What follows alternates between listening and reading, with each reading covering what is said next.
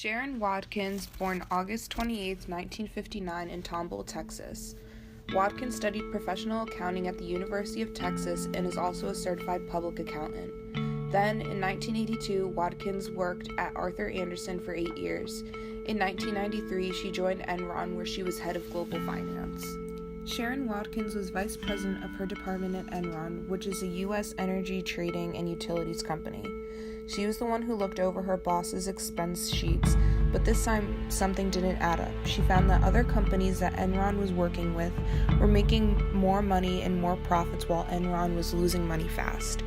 Money was being hid from failed deals and projects by a group of executive staff that her boss Kenneth Lay had made.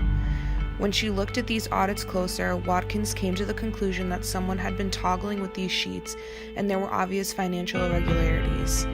She then approached her boss, who didn't seem at all surprised when she mentioned this fraud. He knew about it.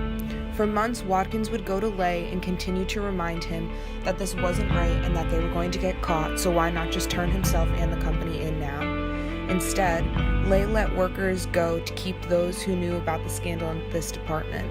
As the months continued to go by, Watkins finally decided to blow the whistle and bring out to news sources what was really going on with Enron and the scandal that they were tangled up in. Enron ended up filing for bankruptcy in December of 2001 with $63 billion in assets. This was the largest corporate bankruptcy in U.S. history. Since Watkins brought this scandal into the light, boss Kenneth Lay and co-partner Jeffrey Skilling were put on trial in January 2006. Skilling was convicted of 28 counts of security fraud and wire fraud. He was also sentenced to 14 years and 4 months in prison.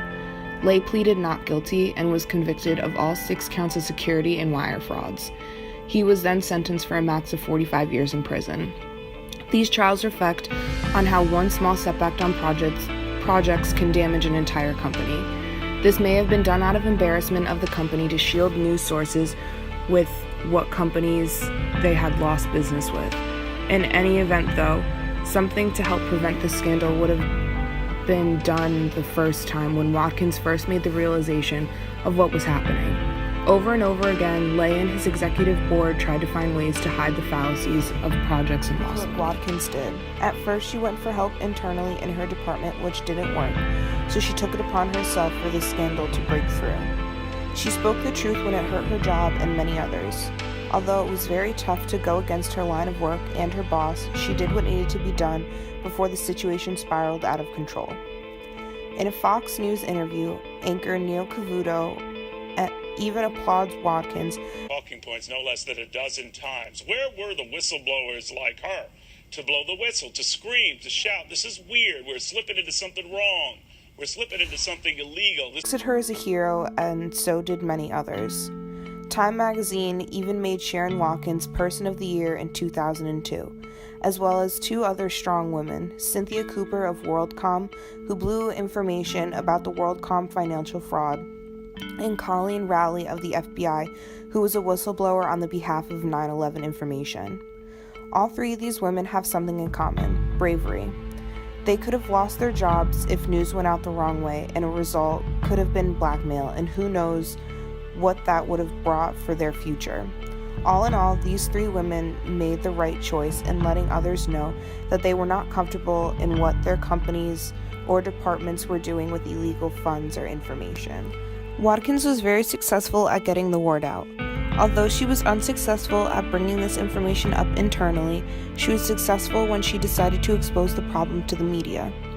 The investigation of Kenneth Lay and Enron went on for over 5 years, from October 2001 until Enron's trial date of January 2006.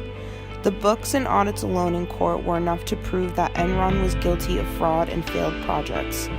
This led to Kenneth Lay and Jeffrey Skilling's prison time.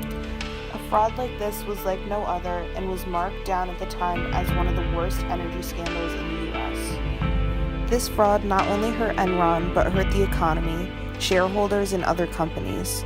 This was the biggest economic upset as well, since Enron was a major energy and utilities company.